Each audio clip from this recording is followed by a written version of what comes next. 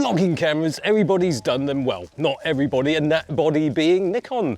Until now, because they've got this, the Z30, a camera dedicated to vloggers. Of course, it takes still photos. There you go. 20 megapixels, still same sensor as the one in the Z50 and the ZFC, but this is a slightly different body, dedicated to video peeps. The big giveaway is what's found on top of the camera. You might want to look at the top of the camera right now. Look at that, stereo mics with a nice hot shoe as a filling. Tasty. Now look at the side of the camera. Yes, mic input. Yeah, I know that's pretty much standard these days, but look at this. Look, a tilty flippy screen. Well, of course, the ZFC had a tilty flippy screen, and inside of this, it is pretty much a ZFC, but it's the little things that make this an ideal camera for vlogging, in theory anyway. The Z30 carries over a load of the innards of the Z50, albeit with EVF left out, making for a sleeker top edge. They almost made a great vlogging camera, the Z50, it's just it had a tilty floppy screen. But you know, it's not just about having the right kind of flippiness. After all, any camera with a tilty flippy screen can be considered a vlogging camera, but there's little things like sound quality which make it a much better vlogging setup.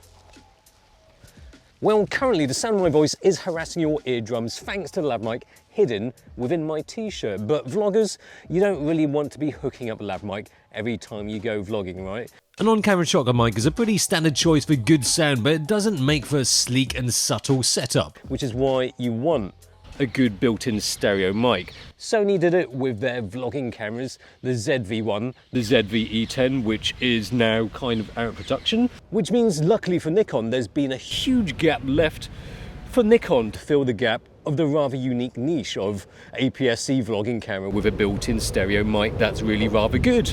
But is this really rather good, this stereo mic? Well, I don't know why I'm asking you, just listen to this. It's a stereo mic, so my concern is that it might be picking up a lot of ambient sound. Don't know if you can hear that chopper.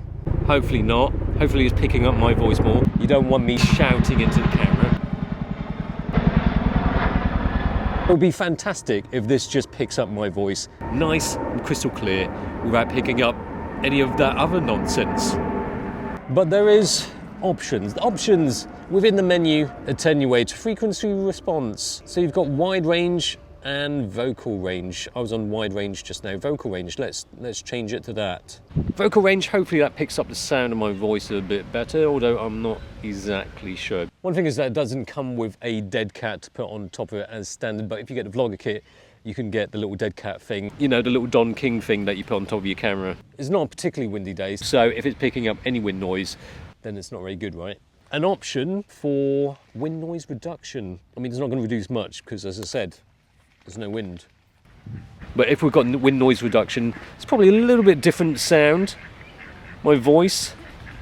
And then there's the wide frequency response with the noise reduction on. Don't know why I'm wagging my finger like that. Just throwing out some gang signs, innit? The stereo mic picks up some nice environment sounds if you want something other than the bog standard chilled electro track over your B-rolls, and I think the sound is pretty good for a built-in mic for vocals. Oh, what is that? Creepy looking roots, creepy roots. It does pick up some flying machine noises, but a shotgun mic wouldn't totally block that out. The sound is perhaps not as full sounding as a proper on-camera shotgun, but overall, considering the size of it, it's quite good audio. So there we have it for the sound, and oh, by the way, just in case you're looking on the front of the camera, it does have a tally light, and you can also have a red square option on the screen there, just to say that is recording, yeah? Now let's have a looky look at how it looks. Well, it's a Nikon, so colour science should be pretty much on point without too much tweaking in post. But I must add that if you're looking for anything like log, then you won't find anything other than one in the background. What it does have is a load of creative picture profiles to try. I mean, you literally have to go through all of them and try them out and figure out which one is which. My picks are Sunday and Somber, which coincidentally is how I usually feel on Sundays. Then you've got the standard picture profiles like normal, vivid, landscape and flat, which is what I'm using to try and make it look like there's more dynamic range, but there's not, it's just a flatter picture profile. Then, oh, it's got a really fat record button.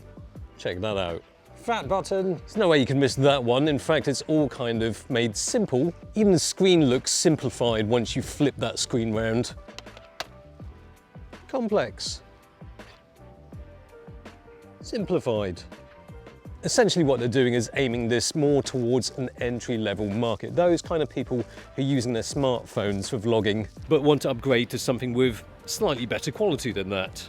But these days, smartphones have got clever software to make the hardware look, well, less embarrassing. But still, the image from the smartphone doesn't have the same definition of the APS-C sensor Z30 and doesn't have the shallow depth of field look either. And then the stabilization is quite good on smartphones, but then the Z30 has got electronic VR, which you can have in combination with the optical VR. There you go, this is me vlogging with the optical VR. Looks alright on the screen. Optical stabilization works well enough. There will still be shakes from walking, but as long as you're not running, it won't look too jarring.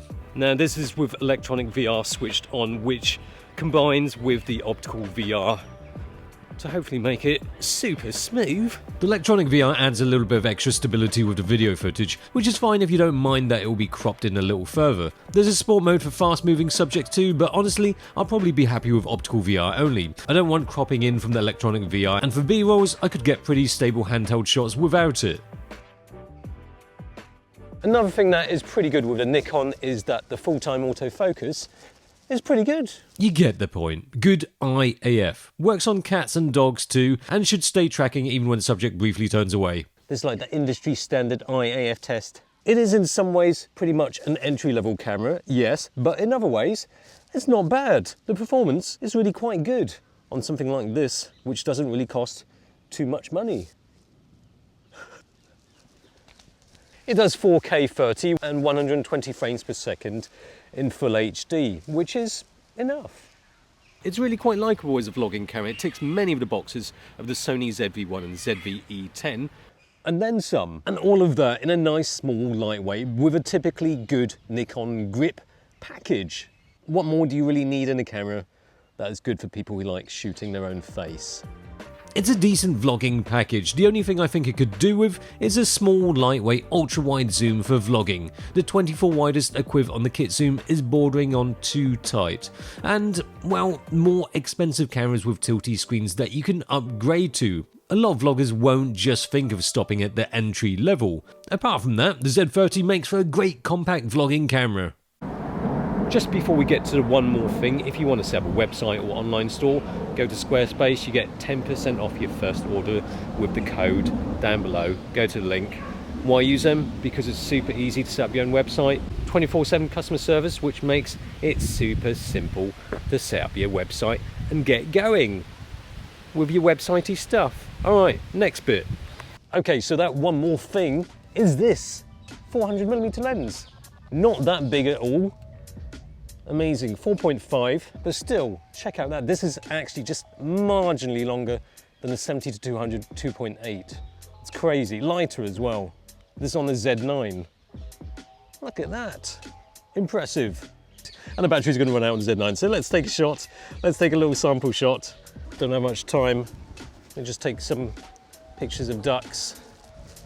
Here we go, ducks. Minimum focusing distance is 2.5 meters. I don't have much time with this, so I'm just going to go through it. 19 elements, 13 groups, 9 aperture blades, rounded, of course, nano crystal coating, and oh, did I mention it's quite small for a 400mm lens. I mean, what other 400mm lens can you handhold with a Z9 one-handed like this while vlogging at the same time? Not many. I've got a C70 in one hand and a Z9 with a 400mm in the other hand. How crazy is that? Nikon is slowly offering a nice option for optics. They had that 800mm PF lens, which was really compact. And then this, you could fit this and the 800 in your kit bag quite easily without breaking your back or your bank. So there we go, bye now. Thanks for watching, see ya, subscribe, bye-bye. Couldn't get the photos out from the card, bummer, never mind. Point is, Nikon is looking to make the Z system more appealing for the Pro-Am users, and the Z9 is backed up with some seriously great tellies now, and the low end has 3 cameras that are very similar, but with different appeals. The Z50, ZFC, and now the Z30. Personally, I would love to see something new and snazzy somewhere in between that, just to make sure there's juicy goodness all throughout the range. But I guess we'll just have to wait and see, eh?